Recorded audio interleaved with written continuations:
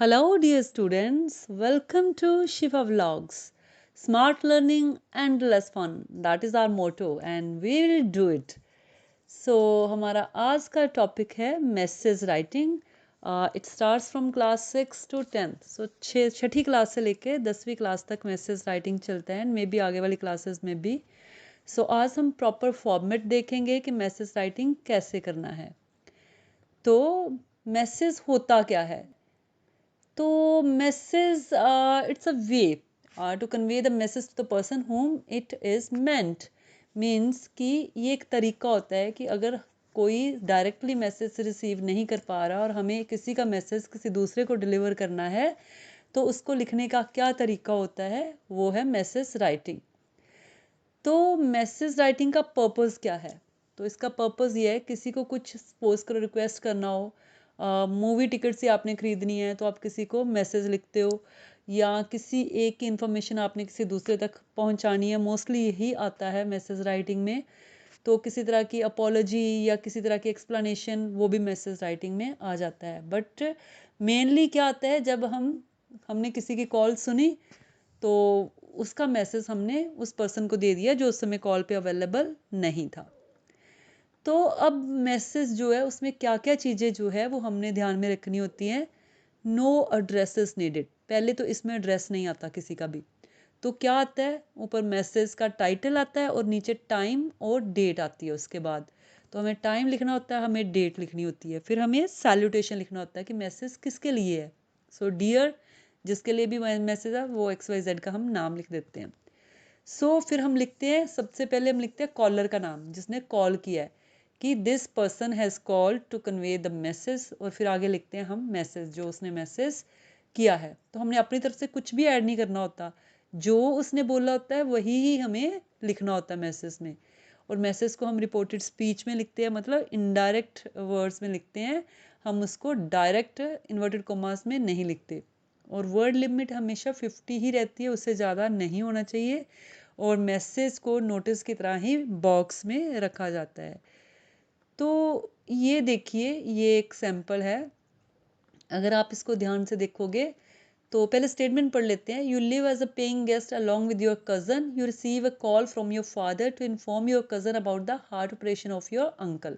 कि आपको आपके पापा की कॉल आई है, ठीक है, तो कि जिसमें ये आपने इन्फॉर्म करना अपने कज़न को कि आपके अंकल का जो है वो हार्ट ऑपरेशन होना है, ठीक है.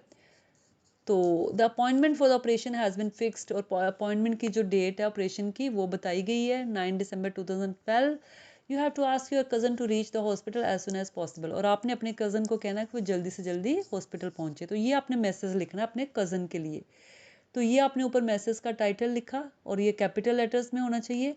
फिर आपने ये डेट लिखी, फिर टाइम लिखा. टाइम आप इधर राइट साइड पे भी लिख सकते हो. फिर उसके बाद आपने डियर कज़न लिखा. तो टाइम के बाद आपने लाइन जरूर खाली छोड़नी है, ठीक है. डियर कज़न के बाद आपने जो मैसेज है वो दिया कि father call to inform about the appointment for uncle's heart operation. It has been fixed for December 9, 2012. He has asked you to reach the hospital as soon as possible. तो पूरा ही जो बॉडी में clearly message जो है वो convey हो गया. फिर एक लाइन खाली छोड़ के फिर जो एड्रेसर जो आप हो, आपका जो नाम है वो आप लिखोगे. तो इस तरह से मैसेज को हम एक बॉक्स में लिखते हैं. अब देखते हैं, ये देखिए एक और सैंपल देखते हैं हम. तो ये देखिए, ये एक कॉल की इन्फॉर्मेशन है. मिस्टर अजीत शर्मा और अंजू के बीच में कॉल हो रही है. अजीत शर्मा बोलते हैं कि हेलो, इज़ दिस 2410786. अंजू कहते हैं yes, may I know who is calling. तो तब जब लैंडलाइन होते थे तो फिर ऐसे ही कॉल्स होते थे. तो अजीत शर्मा बता रहे हैं कि मैं अजीत शर्मा हूँ और मुझे डॉक्टर या मिस्टर चड्डा से बात करनी है. तो अंजू कह रही है पापा is not at home, you can give me the message. तो मिस्टर चड्डा जो है वो अंजू के पापा है, वो बता रही है कि वो घर पे नहीं है, तो आप मुझे मैसेज दे दो. तो अजीत शर्मा जो है वो बताते हैं tell him that the society meeting has been postponed and as soon as the new date is fixed I will let him know. और अंजू बोल रही है all right, I will convey the message. Anju को अब क्या लिखना है, मैसेज लिखना है. तो कैसे लिखेगी, कुछ इस तरह से. ये हम लिखेंगे ऊपर मैसेज पहले कैपिटल लेटर्स में, फिर ये डेट लिखी हमने, इधर हमने टाइम लिखा और इसके नीचे एक लाइन ब्लैंक छोड़ी. फिर डियर पापा, क्योंकि वो अपने पापा के लिए मैसेज लिख रही है, फिर एक लाइन खाली छोड़ी हमने यहाँ पे, और फिर mister Ajit Sharma rang up to say that the society meeting has been postponed and as soon as the new date is fixed he will let you know। तो प्रॉपर मैसेज जो है वो यहाँ से हमने कॉपी करके यहाँ लिख दिया है, और लिखने वाला कौन है, अंजू, तो उसने अपना नाम लिख दिया, एक लाइन खाली छोड़ के अपने बॉक्स क्लोज कर देना है। तो बस इस तरह से आपने मैसेज लिखना है। तो मुझे उम्मीद है कि आपको पूरा समझ में आ गया होगा। मैसेज का फॉर्मेट बड़ा सिंपल है, एक बार फिर रिपीट कर लेते हैं। ऊपर कैपिटल लेटर्स में मैसेज लिखना है, लेफ्ट साइड पे क्या लिखना है, डेट, और राइट साइड पे क्या लिखना है, टाइम। उसके बाद सैल्यूटेशन लिखनी है जिसको आप मैसेज लिख रहे हो, फिर आपने मैसेज लिखना है, और लास्ट में मैसेज लिखने वाले का नाम। That's all. तो आप इसको ज़्यादा से ज़्यादा शेयर करिए ताकि ज़्यादा से ज़्यादा स्टूडेंट्स तक ये इन्फॉर्मेशन पहुँचे। तो share, subscribe and like. Thank you, see you again.